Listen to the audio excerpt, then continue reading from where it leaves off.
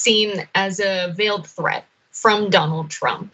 He promoted an editorial suggesting that he should run as a third-party candidate if he doesn't get the GOP nomination in 2024. He posted this to Truth Social this Wednesday. The coming split, American greatness. Let's get into some of what this article said, but you can see you've got the elephant being divided in half. You can see where this is going. So it was published in a conservative publication, American Greatness, by writer Dan Gelernter.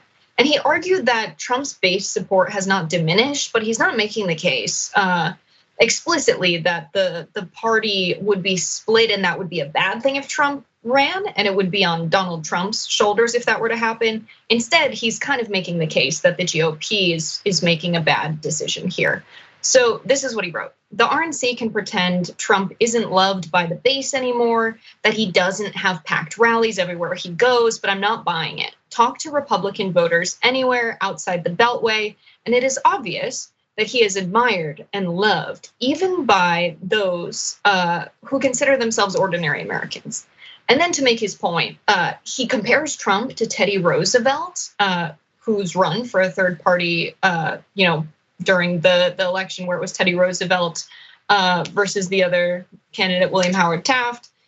The election was split, and this was in 1912, and he's basically saying that if Donald Trump runs with a third party, it's going to be split again, not making the case that this would be Donald Trump's fault, but rather a terrible strategic decision. He said, my comparison wasn't between the two men as presidents, but between how the two men were treated by the Republican Party. The Republican Party of 1912 decided it would be better off not renominating William Howard Taft, even though his voters would have preferred another, even though its voters would have preferred another Roosevelt term, making the comparison that the Republican base similarly today would rather have Donald Trump run again.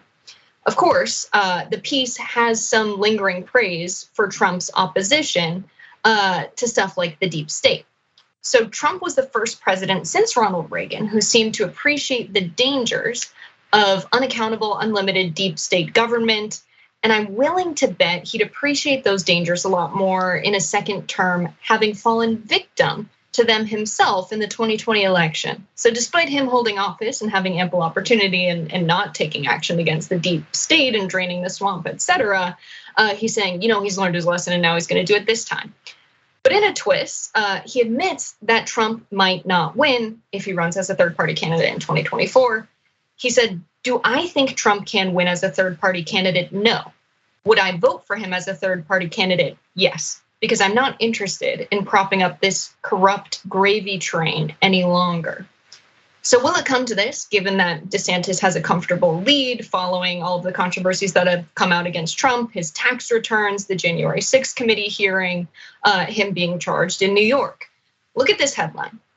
DeSantis holds early lead over Donald Trump among GOP primary voters, Wall Street Journal poll shows. So a lot of people have talked about, Trump's chances against Ron DeSantis, and it seems that the lead Ron DeSantis has stands the test of statistical significance here. His lead is 52% to 38%. This is a substantive lead, and I don't see it wavering. I'm not sure if anyone else on the panel sees it wavering, but yeah, I really do think that DeSantis will end up being the nominee. Yeah, look, I don't want to get too excited, but we might have entered the toilet bowl era for Donald Trump as he swirls further and further down, creating problems for himself. So before the midterms, if he threatened a third party run,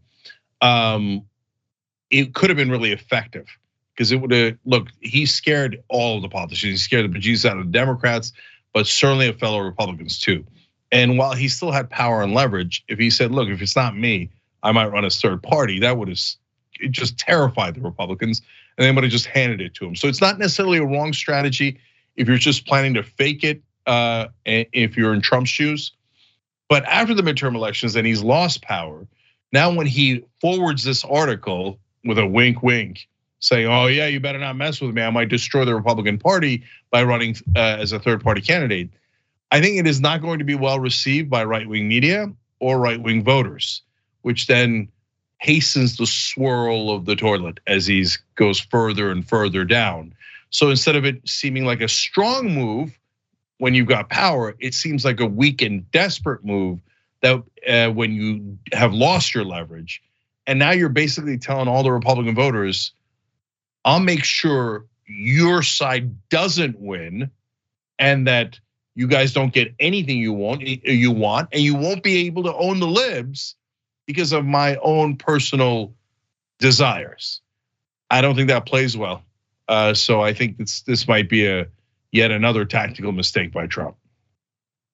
Yeah, I think this is personally a win-win situation. Donald, you're a genius. You're brilliant. Everybody loves you. Go run for third party. This is a brilliant genius. Don't let anybody question this, okay? Because here's what I think what would actually happen, right? Because let's be real, right? The whole January 6th thing, the reason why Donald Trump isn't in jail right now is because the Democrats are afraid of Donald Trump having political support, just like the Republicans were. And if Donald Trump runs a third party, I think that's the biggest chances of Donald Trump actually ending up in jail and at the same time completely collapsing the Republican Party at the same time, where so the support for the Republicans would fade because they'd be like, oh my goodness, why'd you throw Donald Trump in jail? How dare you?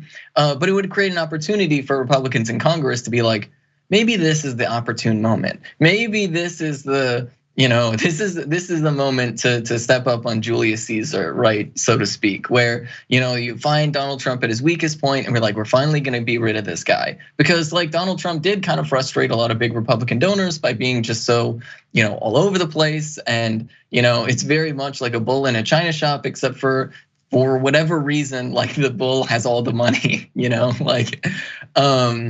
And so that's really the situation that the Republicans, the Democrats are all in. So I think Donald Trump running for a third party would be a best case scenario for everybody. Donald Trump, remember all the stuff I said about how this would be a disaster for you and the Republicans. Don't ignore that, right? I'm a trans person, so just ignore what I'm saying. But to everybody who actually cares about the facts, I think this would be a disaster for the Republican Party, and I think it would be good for America.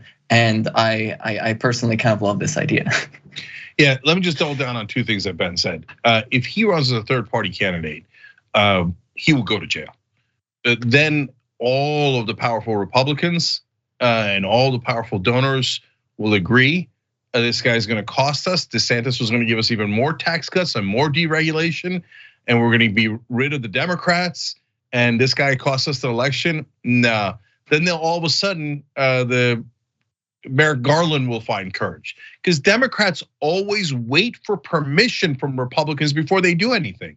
So they will receive permission to throw his ass as far down a hole as you could possibly imagine if he runs as a third party candidate. And then Garland and Biden might then be like, oh, okay, maybe get him on one of the small crimes, right? And also, my God, I mean, don't get me wrong, if he actually ran as a third party candidate and went all the way to the end, he would definitely cost the Republicans the election, and that would be fantastic. Donald, finally, a brilliant idea. Go get him, Tiger. Yeah, the comparison to the 1912 election just paints such a weird picture of what's going on in American politics today, because Woodrow Wilson won with the Democratic Party with only 42% of the popular vote. So it was a proper situation where, because the ticket was split three ways, the person who ended up winning was not someone who won the popular vote. It doesn't matter who the GOP nominates. I don't see them ever winning the popular vote again in the United States. They are only going to win an election because of the Electoral College. Like, there's just absolutely no shot they'll ever win because they get the most votes in this country. And of course, I'm one of those people that thinks, if you get the most votes, you should win. And of course, the Republican Party hates this and they want less people to vote. But just to make that comparison and say, well, I'm not comparing these two guys as presidents in terms of their ideological differences from the party, but just how the math shakes out. The math would never shake out that way. They're never going to be in a situation where two GOP candidates combined get the popular vote. Thanks for watching The Young Turks. We really appreciate it. Another way to show support is through YouTube memberships. You'll get to interact with us more. There's live chat, emojis, badges. You've got emojis of me, Anna, John, JR. So those are super fun. But you also get playback of our exclusive member-only shows and specials right after they air. So all of that, all you gotta do is click that join button right underneath the video. Thank you.